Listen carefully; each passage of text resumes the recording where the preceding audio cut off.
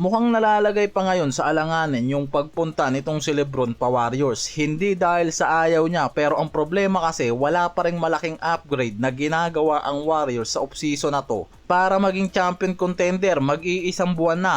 Parang yan na lang rin kasi yung inaantay rin ni Lebron eh. Malayo sa lagay ng Cavaliers, Miami Heat, Philadelphia na pare-parehas ready for championship contention na. Kaya bahagyang bumababa ang tsansa ng Warriors kay Lebron habang tumatagal. Kahit gusto mismo ni Lebron na maglaro kasama si Curry at Green at sa sistema mismo ni Steve Kerr, nagkakaroon ng doubt eh. Dahil nga wala pa ring galaw yung GM nila sa offseason na to. May article pa ako na nabasa na pwede kasi na umabot ng August yung desisyon ni Lebron habang inaantay niya maging eligible si Davis sa free agency. Lalo't sinabi rin mismo ni Rich Paul na hindi nila minamadali yung desisyon nitong si Lebron sa free agency market kahit maapektuhan pa yung NBA calendar. Sa poly market kasi nangunguna pa rin sa listahan ang Miami Heat, halos 39% ang chance nila dahil since dumating si Giannis at mismong si Pat Riley na ngayon ang nagre-recruit sa kanya papunta sa Miami at tapusin yung naputol nilang business since umalis siya dyan. Parehong sinabi rin mismo ni Giannis at Pat Riley na matutuwa nga raw sila kung magkakaroon ng pagkakataon makalaro sa kanila si Lebron. Ito mismo yung nakikita ng mga analyst na hanggang ngayon kasi bukas pa rin ang organization ng Miami Heat at mismong ang bagong franchise player nilang si Giannis, willing siyang maging teammate. Yan yung nagpapataas ng chance nila. Kaya kahit si Pat Riley ngayon, aggressive pa rin na kumikilos para subukan siyang i-recruit pabalik ng Miami dahil yan din mismo yung gusto ni Giannis.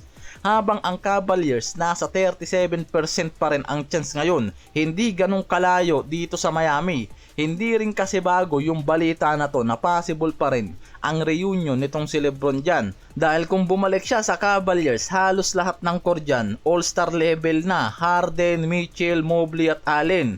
Kaya kung champion contender team lang rin nga raw talaga ang pag-uusapan na habol ni Lebron, malamang sa malamang Cavaliers ang nasa magandang option niya.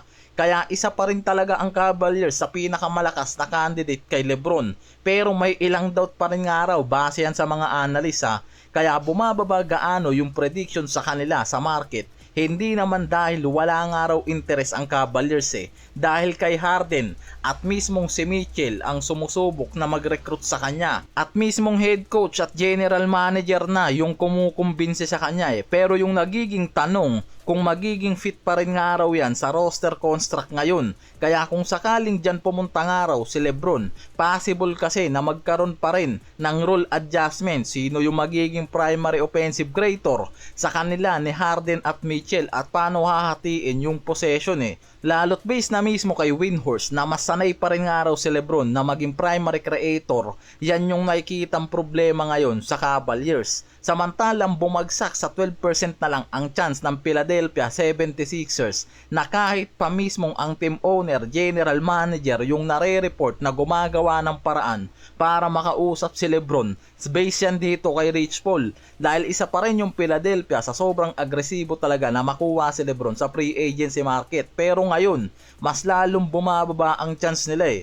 Nasa 10 to 15% na lang kasi sa prediction market yung mga to kahit merong Tyrese Maxey, Embiid at Brown na nagre-recruit sa kanya. Parang lumalabas pa ngayon na bumababa rin kasi yung interest ni Lebron. Habang papalapit yung decision niya, pinapakita nito na hindi kumbinsido ang karamihang mga traders sa Philadelphia na piliin ni Lebron kahit merong public recruitment pa yung mga to. Hindi pa rin 100% sa kanila na pipirma si Lebron eh. Yung isa sa nakikitang problema dyan, yung kondisyon kasi ni Embiid, lalo na kung hindi nga raw 100% magiging healthy to sa buong season.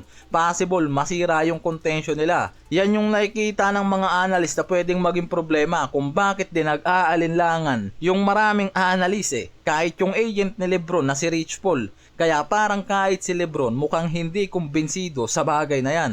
Kaya ang Warriors halos 10% na lang ang natitirang chance para makuha si Lebron. Hindi rin naman dahil ayaw ni Lebron eh. Pero hanggang ngayon nga kasi walang ginagawang malaking roster upgrade itong si Dan Levy. Halos mag-iisang buwan na simula nung nag-start ang off-season pero wala pa rin silang galaw sa market.